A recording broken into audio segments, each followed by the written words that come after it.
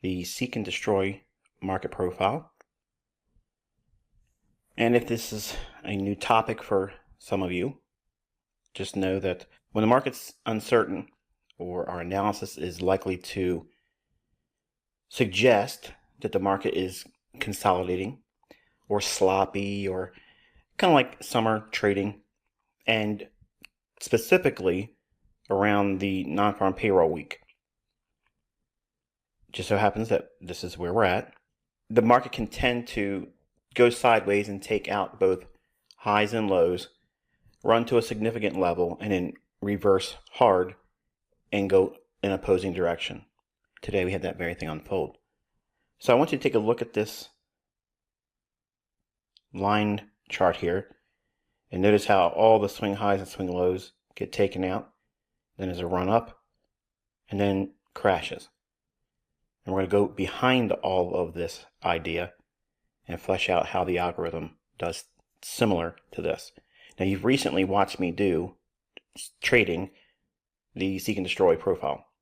So now I'm going to show you with another example here that the market will seek specific levels of liquidity and how we can anticipate that and study it and learn how to, majority of the time, avoid it.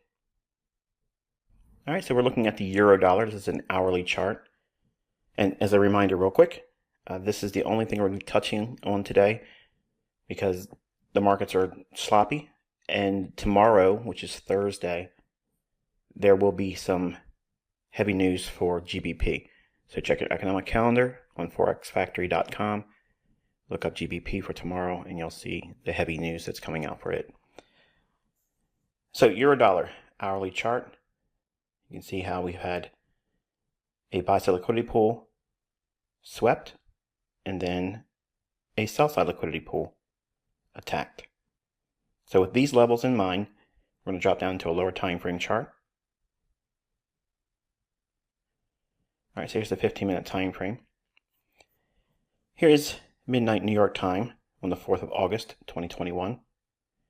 And we had a shallow consolidation, creating a short-term initial high of the day, right around the 3 o'clock in the morning hour, New York local time. Then repricing lower for the London session, creating the initial low of the day. But notice what it did. It swept the sell side liquidity first. Then rallied up through New York open, attacked the initial high of the day, buy side liquidity pool, then repriced to the buy side liquidity pool shown on that hourly chart.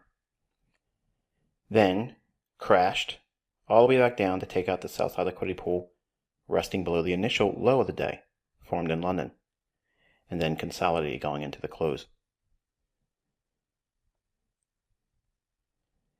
I'm going to drop down into a 5-minute chart here and flesh this out for you. We have 7 p.m. New York time, midnight New York time. On a 5-minute chart, you're going to look for the highest and lowest prices. And you'll also do this with the highest open or close or the lowest open or close price. So you're going to get 2 measurements. I'm going to save us a lot of time, but you do this on your own study. Do it on the bodies as well. I'm showing you on the highest of the wicks on both swing low and swing high. Now it's important that you do this on a 5-minute chart because the algorithm will do this on this time frame. Okay, it does not work on a 15-minute chart. It does not work on a 12-minute chart, a 3-minute chart, a 1-minute chart, an hourly chart. This will only work on a 5-minute chart. So it's calibrated to this time frame. The highest of the Asian range, which is the range between 7 p.m. and midnight, New York local time. This is the Asian range high, the Asian range low. Once you have this range, you can do a lot of studies with it and project them up and project them down in the form of standard deviation. The consolidation that starts after midnight sweeps initially the Asian range high. Right there. Breaks and one more time sweeps above it sells off. So you're having a very small 5-minute optimal trade entry sweeping the Asian range high. So what you would do is draw that out in time, and you can see how they've worked it here, here, and then it reprices lower to attack that sell side liquidity pool on the hourly chart. That's that red line. It plunged below that, creating the initial low of the day. Rallied off of that through London lunch. It was quiet, and then right on schedule, 7 a.m. New York open kill zone. It reprices higher, sweeps down into a fair value gap, reprices on the ADP non-farm change that came out at 8:15 a.m. Eastern Standard Time. So you're having an economic driver drive price higher, and it attacks the initial high of the day formed in London. That buy side liquidity pool has been taken out, retraces, institutional order flow entry drill, rallies, and then sweeps the buy side liquidity pool here. If you look at the high of the day, go up 20 pips, it falls 1 pipette short from a perfect 20 pip sweep above the initial high of the day. Now every brokerage firm is going to have a slightly different high here. Some might be a little bit higher, some might be a little bit lower, some may be right on 20 pips. That's always the degree of separation between what's likely to be seen in our charts at a retail level and that of what the interbank actually prices at. So about 5 pips variance is normal.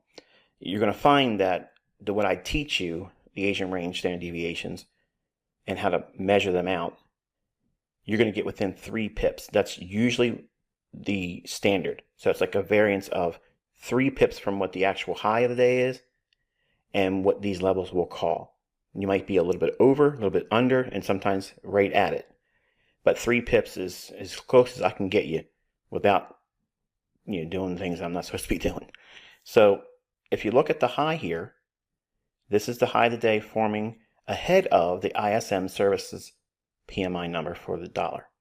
So this was dollar-based, and this was dollar-based, both high-impact news events.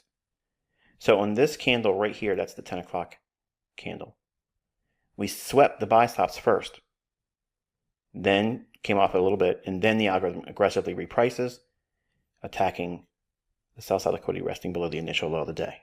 Now I want you to think about it from a narrative standpoint.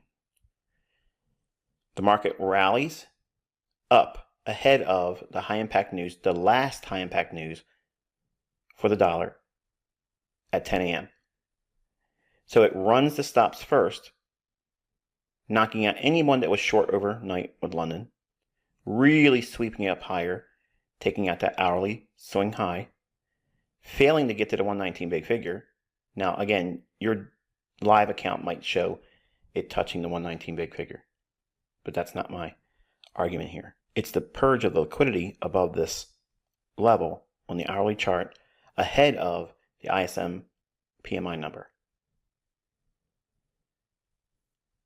The initial number here came out that was poor for dollar, sent price up. It swept the buy stops. Then they released data that was strong for dollar, and then you have this displacement on the downside attacking the sell side liquidity. So if we take this and go one step further, here is the standard deviations here. What I'm doing here is I'm using the Fibonacci trend tool, anchoring to the low, up to the high, back down in. You'll get this projected level here, 2.5. So this measurement comes to 1.18978. So we can put that level here and take the other level off. So we have this level and the old 60-minute or hourly high. You can see we swept above that here.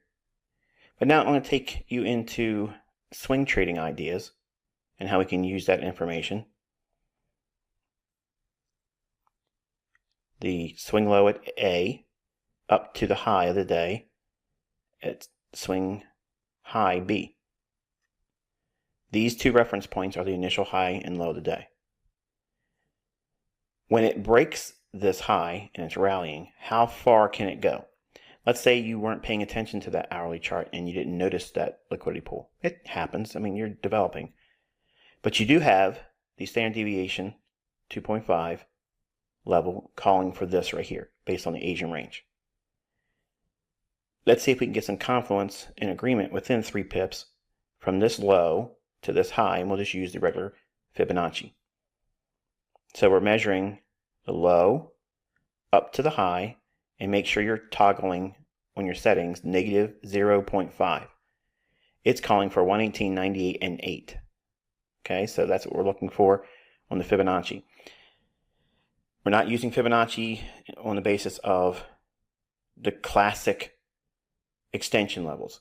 I'm not teaching that because the algorithm doesn't care about that. You see so many people out there looking for the 0.88 level and all these other levels. That has nothing to do with what the algorithm's doing. All we're doing is looking for this range here to here and deviations above and below that are in increments of half of the range. This is 1, 2, 3 of 1/2 of this range. Okay, so 1/2 of this dealing range, high to low. This is 1, 2, 3. This is almost in agreement with this level here. So if we have that, we know that there's a likelihood that anywhere in here up to the big figure, 119 big figure, we could see it reach up for that. But now couple that with the initial daily high, 20 pips higher, lots of confluence in here. So look what's going on here.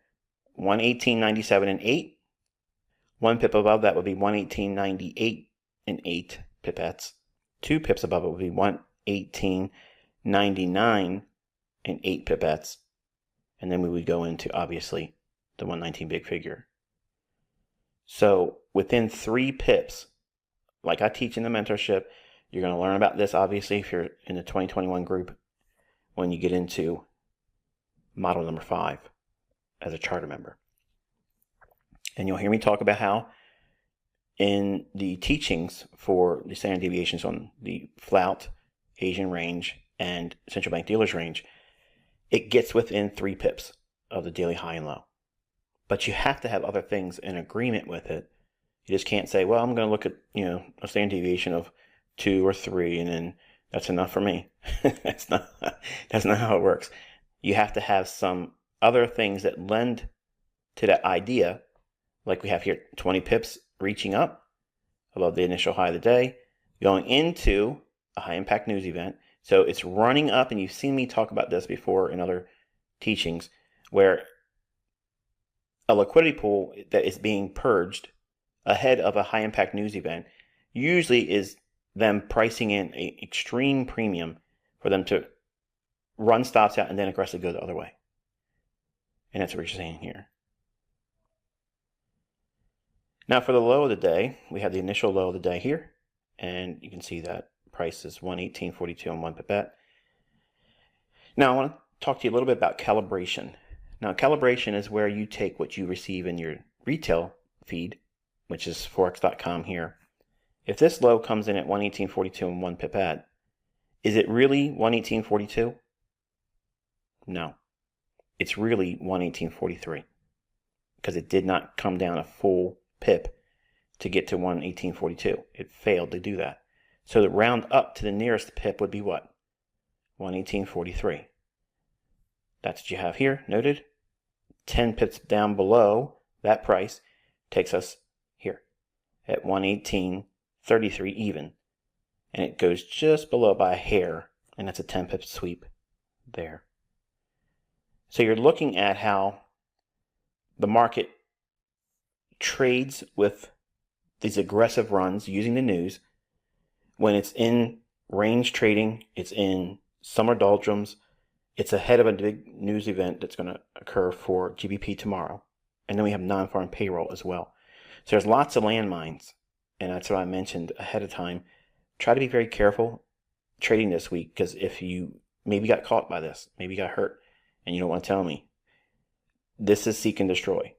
It's taking the liquidity on both sides of the marketplace, running up for one that's going to really pay out later on, which is the buy side liquidity here above that 60-minute chart high, and then attacked all of the individuals that went long here.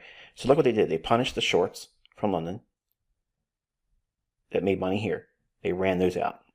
Really ran out those individuals that were short back further, took their stops out before the nice crash here, attacking the individuals that went long. They weren't allowed to be profitable either. So when you look at this and understand that that 5-minute chart here is the same thing here, exactly what I teach. This is actually a teaching that I did, showed publicly on baby pips. But the original concept still holds true. But the thing that sets it up, which is the reason why I tell you the non-farm payroll protocol, we try to trade Monday up to Wednesday's New York Open. London closed on Wednesday of non-farm payroll week. We do not take any more trades because this is classic. You will typically see a non-farm payroll week give you a seek and destroy type event. FOMC week typically will have this type of event as well. So those weeks, there's the reason why I tell you to be very, very careful, because if you don't know what you're doing, you can very easily get caught up on the wrong side. And even if you're on the right side, it can come back and bite you. That's what seek and destroy. It's seeking liquidity to destroy both sides of the marketplace. So since it's sweeping both sides, one of two things can happen. Tomorrow, it could be a lackluster day and it does nothing, and no one's positioned to do anything. Or they clean both sides and then they're going to make an initial run tomorrow that will be really nice, that gets attacked for non-farm payroll Friday. So hopefully you got something out of this, and I'm stimulating your thought process and justifying why I tell you to stay out of the marketplace post New York Open on Wednesday on non-farm payroll weeks. Now, it happens to be delivered on a Wednesday this time, but it's because we're ahead of big news tomorrow, and we're in August, and it's non-farm payroll. So it's a tricky week.